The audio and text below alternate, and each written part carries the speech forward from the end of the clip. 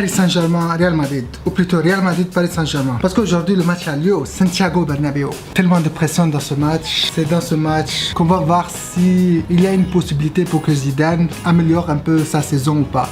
Parce que pour l'instant elle est catastrophique. Alors les surprises de ce match pour l'instant sont que Zidane il a décidé de jouer 4-4-2 avec un milieu qui est Isco juste derrière les attaquants, alors que Bale est disponible et qu'il pouvait jouer 4-3-3. C'est une tactique qui n'a pas souvent marché cette saison, que je pense que personne ne s'y attendait, mais voilà, Zidane décide de jouer comme ça, on ne sait pas pourquoi. Le match n'a pas encore commencé, je sais pas est-ce qu'il aura tort ou pas, mais a priori, si on prend en compte tout ce qui s'est passé jusqu'à présent, je suis pas optimiste pour cette tactique. La surprise du côté du PSG, c'est juste en fait que Thiago Silva n'est pas titulaire. Sinon, tous les autres joueurs, on s'y attendait presque. Et on va voir comment ça se passe. Je suis hyper excité. Le match commence dans 15 minutes.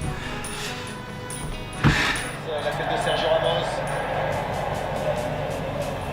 Avec la tête derrière Adrien Rabiot qui monte au pied. Et Adrien Rabiot, la clé du Paris Saint-Germain, qui marque ce but à Santiago Bernabéu. Et le Paris... Il a laissé passer intelligemment. Marcelo qui retrouve Karim Benzema. Cette frappe magnifique, elle était cadrée pour Karim Benzema, mais c'est une parade décisive et magistrale signée Areola. Il a lu le plat du pied gauche de Karim Benzema. Penalty.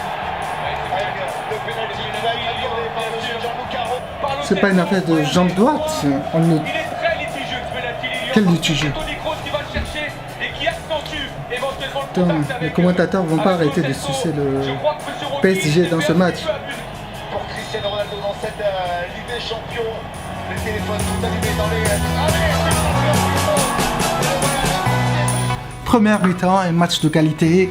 Le Real qui joue mieux que ce que je m'attendais. Je pense que les attaquants du PSG sont largement meilleurs. Ils arrivent à faire la différence, dribbler sur le côté, centrer, des combinaisons. Alors qu'au Real, ils ont eu plus d'occasions, mais la finition n'est pas au rendez-vous. Cristiano qui a raté pas mal d'occasions, mais il a réussi à marquer son penalty. Heureusement, c'est vraiment de l'expérience, il tire avec force. Et même si le gardien est allé chercher la balle, il n'a pas pu. C'est vraiment la qualité de Cristiano Ronaldo, mais on veut de lui un peu plus de finition. Le mec, il est attaquant, il a eu de face à face. Je m'attends vraiment à ce qu'il marque un ou deux buts. Et Neymar, à chaque fois qu'il touche la balle, il arrive à créer le danger, dribbler. Mbappé aussi. Cavani, je ne l'ai pas vu dans ce match. Alors que du côté de Real, Benzema, je l'ai vu sur une seule action.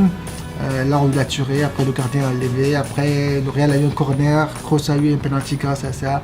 Bon, on peut attribuer à Benzema un petit mérite grâce à ça, mais sinon, je ne l'ai pas trop vu dans ce match. Je m'attends mieux quand je vois Neymar, Mbappé en face, je m'attends mieux de Benzema et Cristiano. Bon, quand je vois Cavani aussi, je me dis, bah, on peut comprendre un peu Benzema. Et je pense que le Real a été légèrement supérieur lors de la première mi-temps, même s'ils ont encaissé les buts. Et après, ils ont un peu tremblé, mais après, ils sont revenus au score. En général, le Real, cette saison, il fait des deuxième mi-temps vraiment merdique. Est-ce que ça va changer maintenant ou bien est-ce qu'ils vont relâcher, ils vont prendre 2 ou 3 buts? Isco, la surprise de ce match, on ne l'attendait pas carrément titulaire, mais il a réussi à faire une très bonne première mi-temps. Il a un peu ralenti le jeu sur certaines actions, mais ça a permis au Real de garder la balle. Il a aussi raté pas mal de centres. J'espère vraiment que le Real va faire une deuxième mi-temps aussi bonne que la première. Parce que là, je pense qu'ils ont la possibilité de gagner avec un score 3-1 ou un truc du genre. Mais bon, on verra. J'aimerais aussi voir Asensio dans ce match face à Mbappé. Ça, c'est intéressant. Nacho, offensivement, il a un peu... voilà, c'était pas top. Défensivement, ça allait, à part sur le but de Rabiot. Que j'ai pas trop aimé, mais ça c'est toute la défense du Real. Ils ont très mal défendu. Le penalty c'est carrément mérité, je pense. Vraiment, on voit le joueur du PSG qui attrape Kroos. Carrément, il ne laisse pas passer, c'est devant les yeux de l'arbitre. Il va pas laisser passer sans siffler quand même.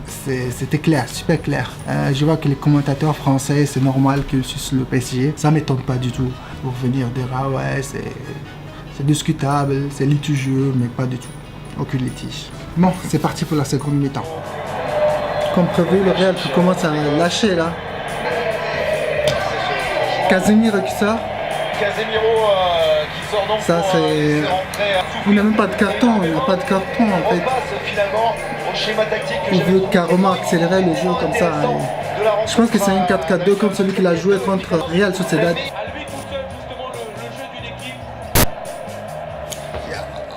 Alors on était un parce que le scénario a changé, bien sûr. Ce nouveau centre derrière et la reprise tentée par Neymar qui avait surgi devant Sergio Ramos. Et c'était l'occasion pour les... Et c'est terminé pour cet Euro actuel.